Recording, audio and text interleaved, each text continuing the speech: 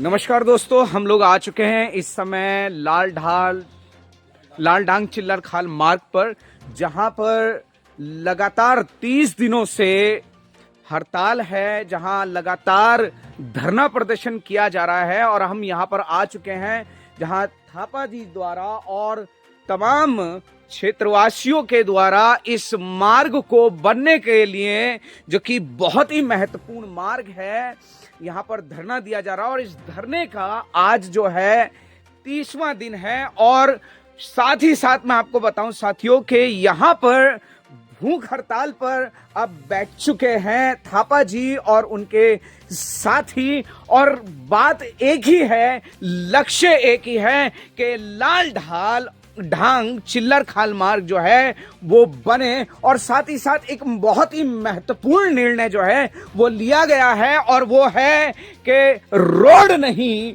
तो वोट नहीं। और हम यहाँ पर इस समय आ चुके हैं, आप देख सकते हैं कि किस प्रकार से यहाँ पर थापा जी और हमारे तमाम साथी लोग जो है वो इसी बात को लेकर के बैठे हुए हैं कि लालढांग चिल्लर खाल मार्ग बनना चाहिए। एक ही लक्ष्य एक ही नारा, लालढांग चिल्लर खाल मार्ग बने हमारा। एक ही लक्ष्य एक ही नारा, लालढांग चिल्लर खाल मार्ग बने हमारा। रोड नहीं तो वोट नहीं, रोड नहीं तो वोट नहीं, रोड नहीं तो वोट नहीं, अभी नहीं तो अभी नहीं, अभी नहीं तो अभी नहीं, अभी नहीं तो अभी नहीं। एक ही लक्ष्य एक ही नारा, लालढांग चिल्लर खाल मार्ग बने हमारा। एक ही लक्ष्य एक ही नारा, लालढांग चिल्लर खाल मार्ग बने हमारा। रोड नहीं तो वोट नहीं, रोड नहीं तो वोट नहीं, अभी नहीं तो अभी नहीं, अभी नहीं तो अभी नहीं। तो हम यहाँ पर आ चुके हैं और इस समय हम थापा जी से बात करना चाहेंगे, जो कि लगातार आपने देखा होगा कि वो यहाँ ही नहीं रुके, बल्कि 11 दिन पैदल यात्रा करके वो दिल्ली पहुंचे। और दिल्ली में भी उन्होंने इस अभियान को, इस लक्ष्य को उन्होंने वहां दिल्ली के अंदर भी पहुंचाया। और आज भी लगातार वो अपने लक्ष्य के अंदर बने हुए हैं। तो थापा जी, हम जानना चाहेंगे कि जब आप इस लक्ष्य को लेकर के आगे चल रहे हैं, शासन की तरफ से, प्रशासन की तरफ से, हमारे जो क्षेत्रीय विधायक हैं उनकी तरफ से क्या इसके विषय में कोई संज्ञान लिया गया? उन्होंने क्या इस चीज को जानने की कोशिश करी कि अगर हमारे क्षेत्र में लोग जो है, हमारे क्षेत्र के वरिष्ठ लोग जो हैं, सम्मानित लोग जो हैं, जब वो एक धरने पर बैठे हुए हैं, तो क्या उन्होंने कुछ जानने की कोशिश करी कि हम वहां जाएं, उनसे बात करें और आश्वासन दें कि हाँ हम कुछ करेंगे? नमस्कार आपके सभी देखने वालों को। और जैसा आपने कहा, लालढांग चिल्लर खाल मार्ग ये बहुत महत्वपूर्ण मार्ग है और कोई हम नया मार्ग नहीं मांग रहे हैं। ये मार्ग पूर्व में था, आज़ादी के बाद से लगातार ये मार्ग है, लेकिन अभी इस मार्ग की स्थिति सही नहीं है। एक्चुअली इसमें गाड़ियाँ तो चलती हैं, लेकिन जो 5-6 महीने होते हैं वो बिल्कुल बेकार होते हैं। बीच में नदी है, लोगों को जो है आवाजाही बिल्कुल नहीं होती, और वैसे भी बहुत टूटा फूटा ये मार्ग है, सभी लोग अपने रिस्क में जाते हैं। इस मार्ग की बात अगर करें तो जितनी भी पार्टियां हैं वो अपने घोषणा पत्र में, चुनावी घोषणा पत्र में इस बात को जरूर रखती है कि लालढांग चिल्लर खाल मार्ग बनाएंगे, लेकिन चुनाव जीतने के बाद वो उसको बिल्कुल ठंडे बस्ते पर डाल देते हैं। और इस बार हमने सोचा कि इस लालढांग चिल्लर खाल मार्ग, जो कि बहुत महत्वपूर्ण है, चाहे शिक्षा, स्वास्थ्य, रोजगार की दृष्टि से ये मार्ग हम सभी लोगों के लिए, अगर कोटद्वार की बात की जाए तो 2 लाख की आबादी हमारे कोटद्वार की, और इससे 3 विधानसभाएं भी प्रभावित हो रही है, प्लस लालढांग अगर लगा लें तो लगभग 7 से 8 लाख की आबादी इस पूरे मार्ग से प्रभावित होती है। वो उनके पास न रोजगार है, न शिक्षा है, न स्वास्थ्य है। इस मार्ग के अगर बनने से इन सब चीज़ों पर काम होगा। और बड़ी विडंबना है कि उत्तराखंड को 25 साल हो गए बने हुए। हमने उस उत्तराखंड की कल्पना की थी। हमारा जब उत्तराखंड बना था तो इसीलिए बना था कि यार हमारे अपने लोग होंगे, हमारे अपने नेता होंगे, हमारे अपनी समस्याओं को अच्छी तरह से जानते समझते होंगे, तो उस पर काम करेंगे। इसलिए हम यूपी से अलग हुए हैं। और आज लोग सोचते हैं कि यार अगर यूपी में हम होते तो योगी आदित्यनाथ जी जैसा सीएम होता तो जरूर यहाँ का डेवलप होता। इस प्रकार का विकास इन्होंने यहाँ पर नहीं किया है। तो इसी को लेकर ये लालढांग चिल्लर खाल मार्ग की मुहिम हमारी चल रही है, जिससे कि रोजगार के क्षेत्र यहाँ खुलें, हमें जो है अपनी राजधानी जो देहरादून है गैरसैंण तो ये बना नहीं पाए हैं। बात इन्होंने बहुत बड़ी बड़ी की है, लेकिन गैरसैंण में सिर्फ ये वहाँ जाते हैं जब भी विधानसभा सत्र होता है, अपनी सैलरियाँ वहाँ पर जरूर बढ़ाते हैं, लेकिन इन सब चीज़ों पर काम ये कभी करते नहीं है दोनों पार्टियाँ मिलकर।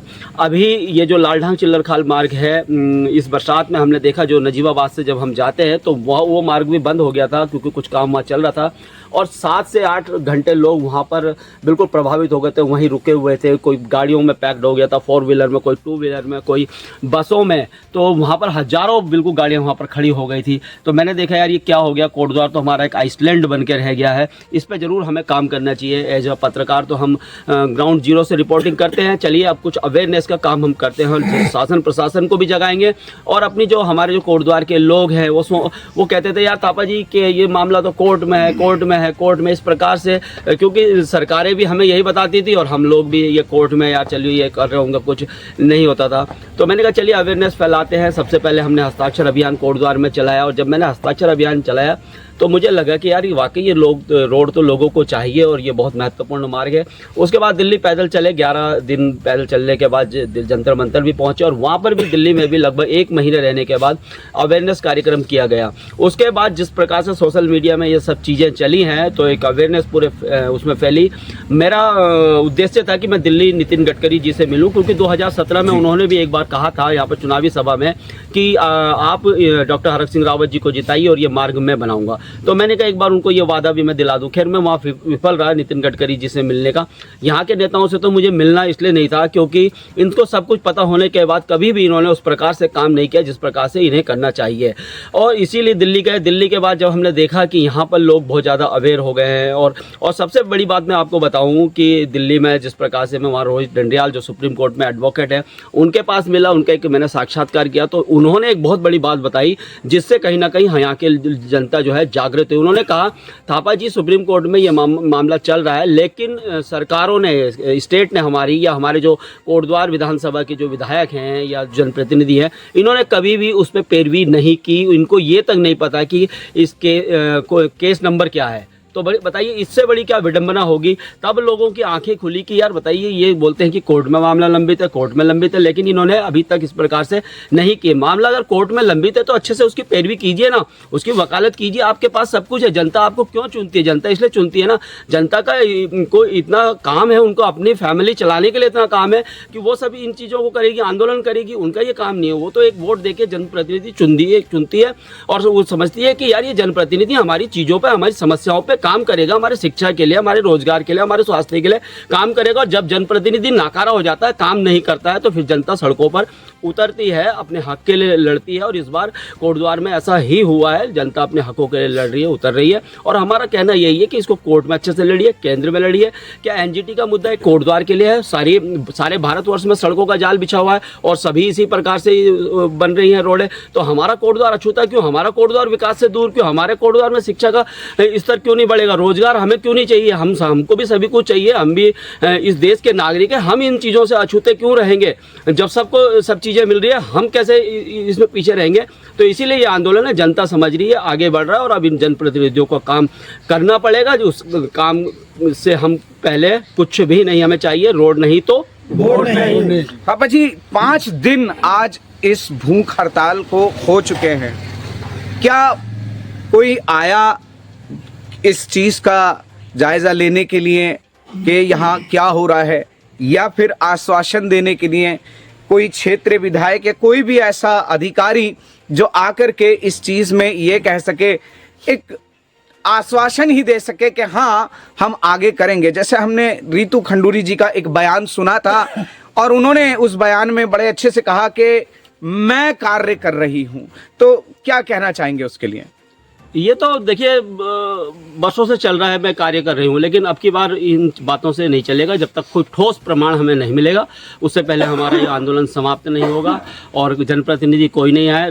रही बात 5 दिन की भूख हड़ताल की, तो 3 दिन मैं और हमारे जो भाई हैं संजय सिंह रावत जी, वो भूख हड़ताल पर रहे थे। और पिछले 2 दिनों से भाई साहब जो हमारे राजाराम अणथवाल जी हैं, जो कि पूर्व सैनिक हैं, क्षेत्र पंचायत सदस्य हैं, वो यहाँ पर बैठ गए हैं 2 दिन से। तो इस प्रकार का जन आक्रोश पूरे कोटद्वार और पूरे गढ़वाल क्षेत्र में, इवन लालढांग के लोग भी लगातार हमारे साथ आ रहे हैं और जुड़ रहे हैं। अब 14 तारीख से वहां पर भी जो है धरना है।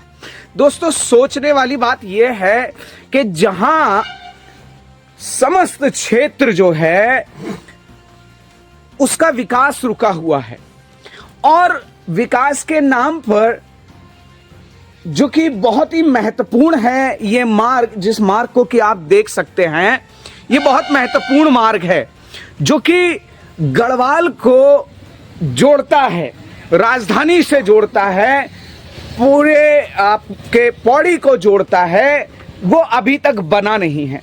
और सबसे दयनीय बात और सोचने वाली बात यह है कि जहां पर लोग जो है भूख हड़ताल पे बैठे हुए हैं इस मार्ग को लेकर के, कोई भी अधिकारी, कोई भी विधायक, कोई भी नेता इस बात के लिए आने के लिए तैयार नहीं है, अपना स्थान छोड़ने के लिए तैयार नहीं है कि आज चलो हम जाएं और जाकर के देख के आए और एटलीस्ट कम से कम हम उनको जो है ये बोल दें कि भाई आप आओ, आप उठ जाइए, हम कार्य करेंगे और हम जो है इस मार्ग के लिए आगे कार्यवाही करेंगे। लेकिन कोई भी यहाँ पर आकर के उनको देखने के लिए तैयार नहीं है, उनकी सुनने के लिए तैयार नहीं है। मानो ऐसा लगता है कि एक अधिकारी लोग, सरकार जो है वो गूंगी बहरी बनी बैठी है, जो कि कहती है कि हमें फर्क नहीं पड़ता, आप भूखे रहो या हड़ताल करो, एक हनन में बैठे हुए आपको नजर आएंगे। सो दोस्तों मैं यही कहना चाहता हूं कि आप भी इनका समर्थन करें ताकि ये मार्ग जो है जल्द से जल्द बने, क्योंकि ये मार्ग बहुत ही महत्वपूर्ण है। सो थापा जी बहुत बहुत धन्यवाद। एक ही लक्ष्य, एक ही नारा, एक ही लक्ष्य, एक ही नारा, रोड नहीं तो वोट नहीं, रोड नहीं तो वोट नहीं, अभी नहीं तो कभी नहीं, अभी नहीं तो कभी नहीं। आज दो, अभी दो, आज दो, अभी दो, आज दो, अभी दो, आज दो, अभी दो। अरविंद थापा संघर्ष करो, हम तुम्हारे साथ हैं। अरविंद थापा संघर्ष करो, हम तुम्हारे साथ हैं। आना होगा, आना होगा। तुमको नींद से जागना होगा, जागना होगा, जागना होगा। सरकार तुमको होश में आना होगा, आना होगा, आना होगा। सरकार तुमको नींद से जागना होगा, जागना होगा, जागना होगा। रोड नहीं तो वोट नहीं, रोड नहीं तो वोट नहीं, रोड नहीं तो वोट नहीं। एक ही लक्ष्य, एक ही नारा, लालम चिरकाल मार्ग बने हमारा।